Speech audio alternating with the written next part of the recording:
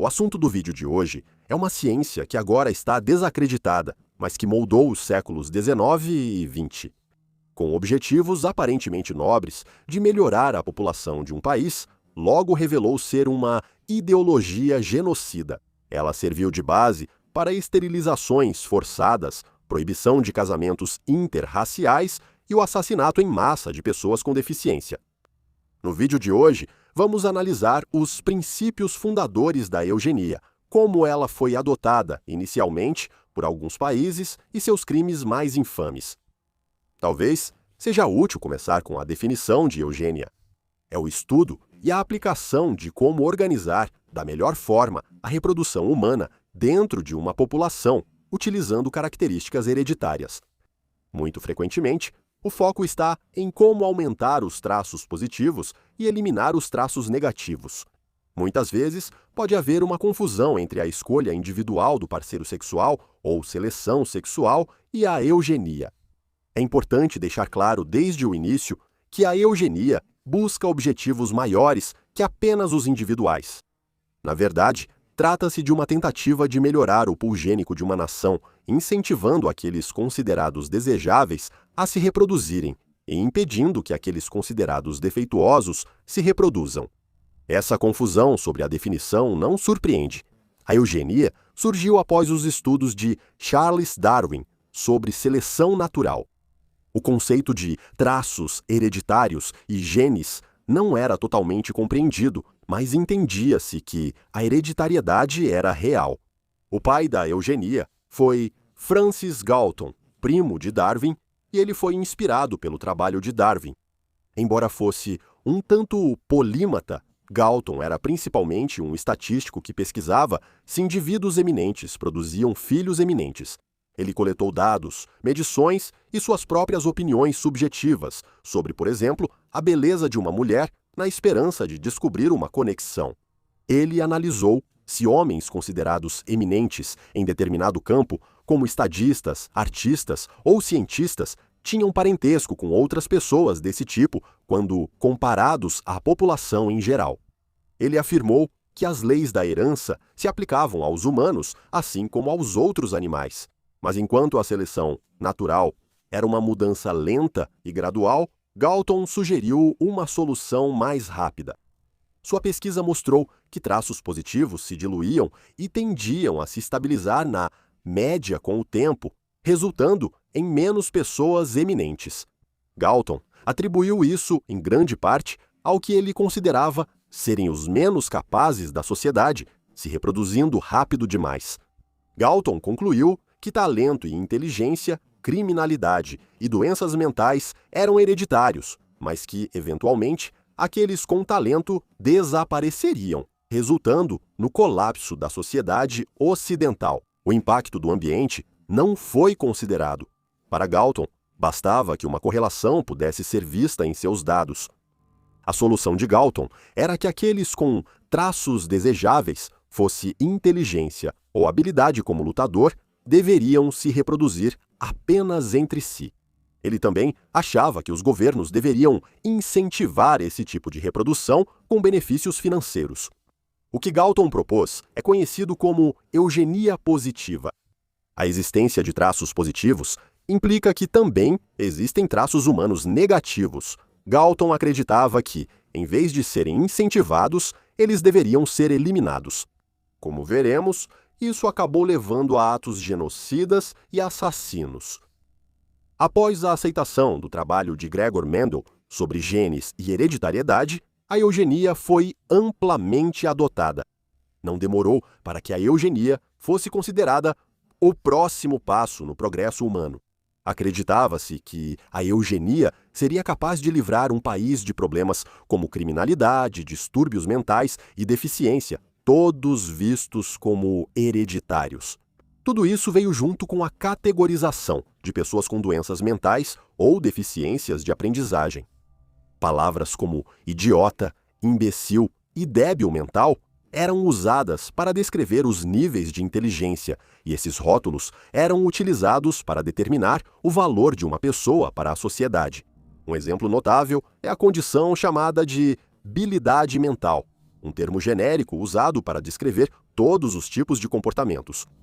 Era usado para englobar o que hoje identificaríamos como deficiências de aprendizagem, promiscuidade, comportamentos criminosos ou simplesmente qualquer outro comportamento considerado antissocial. Os perigos de um termo tão amplo, quando combinado com a ideologia eugenista, podem ser vistos de forma trágica no caso de Buck versus Bell. Quando criança, Carrie Buck foi retirada de sua mãe, Emma Buck, que estava detida na colônia estadual da Virgínia para epilépticos e pessoas consideradas débeis mentais. Ela foi enviada para viver com uma família adotiva e, segundo todos os relatos, teve uma infância normal. Porém, ela foi tirada da escola na 6ª série e forçada a trabalhar como empregada doméstica para a família. Quando ela tinha 17 anos, foi abusada por um sobrinho da família e acabou engravidando. A família Foster entrou com um pedido na justiça e a internou na colônia diante do mesmo juiz que já havia internado a mãe dela. A filha de Carrie, Vivian, foi levada e criada pela família Foster. Carrie foi detida, mas o superintendente da colônia, John Bell, queria usar Carrie como um caso de teste. Com 2 gerações detidas por debilidade mental e com esse bebê de 6 meses aparentemente mostrando sinais, ele solicitou que Carrie fosse esterilizada à força. A lei da Virgínia, fundamentada em princípios eugênicos, permitia a esterilização daqueles considerados débeis mentais. Mas não estava claro se a lei poderia ser considerada constitucional. O caso chegou à Suprema Corte, onde o veredito da maioria foi a favor da esterilização forçada de Caroline devido à sua suposta deficiência mental. Escrevendo pela maioria, o juiz Oliver Wendell Holmes afirmou, e cito, "Carrie Buck é provavelmente uma provável futura mãe de descendentes socialmente inadequados, igualmente afetados. O bem-estar dela e o da sociedade serão promovidos por sua esterilização." E talvez, o mais perturbador, o juiz continuou dizendo, 3 gerações de imbecis já são suficientes. Esse precedente, estabelecido pelo caso, abriu caminho para que mais de 8.000 virginianos fossem esterilizados à força pelo Estado, com a lei permanecendo em vigor e sendo utilizada até o início da década de 70. A Virgínia não foi a única a aprovar leis de esterilização forçada baseadas em princípios eugênicos. 2/3 dos estados americanos aprovaram tais leis. Essas leis, inicialmente, tinham como alvo pessoas em prisões ou asilos, pessoas já detidas pelo Estado. Mas, como demonstra o caso de Carrie Buck, o alcance foi ampliado em nome da eugenia. Estima-se que 64.000 americanos foram esterilizados. Quase 2/3 dos esterilizados eram mulheres, sendo as mulheres negras e indígenas desproporcionalmente afetadas. A eugenia foi um aspecto fundamental do racismo científico. Essa era a noção de que pessoas brancas eram geneticamente superiores a outras raças. Isso talvez possa ser melhor observado nas leis contra a miscigenação. Essas leis impediam o casamento interracial. Tais leis eram fundamentadas na crença eugenista de que cruzar com raças inferiores poluiria e desvalorizaria o patrimônio genético branco. O uso de leis de esterilização foi promovido por várias organizações eugenistas. Comitês internacionais atraíam eugenistas de todo o mundo que compartilhavam suas ideias e dados. O primeiro Congresso Internacional de Eugênia de 1912 foi realizado em Londres e contou com a presença de figuras como o ex-primeiro-ministro britânico Arthur Balfour e o futuro primeiro-ministro Winston Churchill. Ele atraiu pessoas dos Estados Unidos, França, Alemanha e Itália. As palestras abordaram a importância da higiene racial e o papel da raça na história, destacando a relevância da raça para os eugenistas. Um dos participantes do primeiro congresso foi Charles Davenport, fundador do Escritório Americano de Registros de Eugênia.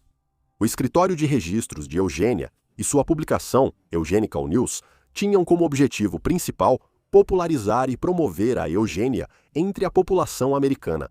A organização foi fundada em 1910. Ela focou na esterilização forçada de americanos vistos como ameaça genética. Também defendeu restringir a imigração de pessoas consideradas inadequadas para os Estados Unidos. Harry Laughlin, diretor do Escritório de Registros, foi indicado pelo Congresso dos Estados Unidos para orientar e oferecer aconselhamento eugênico sobre a restrição de imigração de 1924. Ela limitou a imigração da Europa Oriental e do Sul e praticamente acabou com a imigração da Ásia Oriental e da Índia. Margaret Sanger, considerada a fundadora da Planned Parenthood, era defensora da eugenia. Suas crenças sobre liberdades reprodutivas se mesclavam à supremacia branca, e ela discursava para a Ku Klux Klan na década de 1920. Mas foram os nacional-socialistas que levaram a eugenia à sua conclusão natural. No manifesto de Hitler, Minha Luta, ele vociferava sobre a necessidade de impedir, abre aspas, pessoas defeituosas de procriarem. Hitler estava muito bem ciente das leis eugênicas americanas. No Minha Luta, ele declarou sua admiração pelas medidas tomadas pelos Estados Unidos para limitar a imigração de nações consideradas inferiores. No início do regime, leis foram aprovadas para impedir que pessoas com certas deficiências ou condições se reproduzissem. As leis de Nuremberg não apenas definiam as leis raciais para identificar judeus, mas também permitiram a esterilização forçada de 400 mil pessoas, o casamento entre alemães e pessoas consideradas geneticamente inferiores foi proibido em 1935. Essas leis foram diretamente inspiradas nas da Califórnia. Eugenistas como Ottmar Freiherr von Warschauer desempenharam um papel fundamental na formação e no reforço da ideologia racial nacional-socialista. Ele foi diretor do Instituto Kaiser Wilhelm a partir de 1942. Recebia resultados de experimentos cruéis dos campos de concentração. Ele já havia supervisionado pesquisas em 2 estudos com gêmeos. Estudos com gêmeos, sugeridos primeiro por Galton, comparavam resultados entre 2 indivíduos geneticamente idênticos. O infame Dr. Joseph Mengele, de Auschwitz, foi orientado por Ottmar durante sua tese, e os próprios experimentos perversos de Mengele com gêmeos são coisas de pesadelo. Mengele usava um dos gêmeos como controle, enquanto o outro era submetido a experimentos. Amputações, exposição a doenças e até inseminação forçada eram realizadas, e Mengele chegava a experimentar em crianças. Quando um dos gêmeos morria, o outro geralmente era morto para permitir uma autópsia comparativa.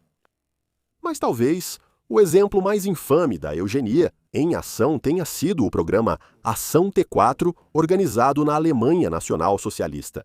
O regime buscou remover do pool genético e do país centenas de milhares de homens, mulheres e crianças. Esse programa foi iniciado após a intervenção do médico pessoal de Hitler em um caso de eutanásia de um bebê com deficiência chamado Gerhard Krestmar. Seus pais solicitaram ao Führer que realizasse a eutanásia de seu filho, e o médico pessoal de Hitler executou o ato. Logo depois, médicos e enfermeiros tiveram que registrar todas as crianças nascidas com doenças hereditárias ou deficiência. Centros médicos viraram locais de extermínio onde seus entes queridos eram levados para serem assassinados em segredo. Pessoas com síndrome de Down, paralisia cerebral e deficiências físicas foram todas alvo, sob o pretexto de instalações de cuidados especializados. O regime levou pessoas de todas as idades. Em 6 instalações selecionadas, eles experimentaram maneiras eficientes de assassinar algumas das pessoas mais vulneráveis da sociedade, frequentemente usando gás para isso. Esses experimentos abriram caminho para as câmaras de gás dos campos de extermínio do Holocausto. Entre janeiro e agosto de 1940, cerca de 70 mil pessoas foram assassinadas, no que muitas vezes é chamado de eutanásia involuntária. O programa foi interrompido após protestos públicos, mas foi reiniciado em 1942, só sendo encerrado no final da Segunda Guerra Mundial. Outras 200 mil pessoas foram assassinadas nesse período. Muitas morreram de fome, por overdose ou exaustão no trabalho forçado. Princípios e ideologias eugênicas desempenharam um papel fundamental no programa T4. O regime fez propaganda destacando o peso do cuidado com pessoas com deficiência para o Estado, defendendo que o dinheiro seria melhor usado em arianos saudáveis. O regime também utilizou a eugenia positiva, como pode ser visto na concessão de cruzes honoríficas a mulheres que davam à luz vários filhos. Os nacionalsocialistas defenderam que homens e mulheres lutavam não só em uma guerra genocida contra raças tidas como inferiores, mas também para repovoar o mundo com as raças alemã e ariana superiores, ambas merecedoras de medalhas em suas respectivas lutas. No fim da Segunda Guerra Mundial, a eugenia perdeu prestígio. Os crimes da Alemanha nacional-socialista foram argumentados por alguns como sendo uma conclusão lógica da eugenia. Diante disso, muitos eugenistas abandonaram sua ideologia.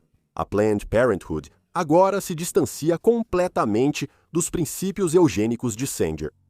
No entanto, muitos eugenistas não abandonaram sua ideologia. Em vez disso, eles reformularam, renomearam e reposicionaram seus objetivos. O termo criptoeugenia foi usado pela primeira vez em um memorando de 1957 dentro da Sociedade Eugênica Britânica, onde estabelecia a busca de fins eugênicos por meios menos óbvios. Isso alimentou teorias de que grupos obscuros continuam seus programas de eugenia. Alguns, no entanto, permaneceram mais abertos, como no Japão do pós-guerra. A Lei de Proteção Eugênica de 1948 permitia a esterilização involuntária de pessoas com doenças hereditárias e doenças mentais não hereditárias. O consentimento para o procedimento era dado por um conselho de proteção eugênica, não pelo paciente. Durante a década de 1950, até 1.000 pessoas por ano eram esterilizadas sob essa lei. A história da eugenia pode ser vista como o objetivo nobre de melhorar o bem-estar da sociedade por meios imorais. É uma história de como o avanço científico pode ser corrompido por ideologias abomináveis, de como a ciência pode ser cooptada e usada para justificar algumas das políticas mais sombrias direcionadas às pessoas mais vulneráveis e como a ciência pode ser a base para o racismo, genocídio e assassinato.